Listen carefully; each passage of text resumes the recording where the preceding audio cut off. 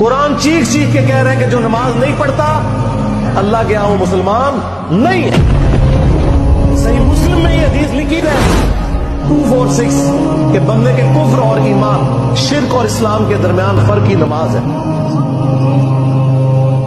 یہ حدیث مسلم میں ہی لکھی رہ گئی کہ ابن مسعود رضی اللہ تعالیٰ عنہ کہتے ہیں کہ جماعت کے ساتھ نماز پڑھنا یہ سنت خدا ہے، یہ تمہارے نبی کی وہ سنت ہے جو اللہ نے انہیں عطا کی، اگر اسے چھوڑ دو گے تو برباد ہو جاؤ گے۔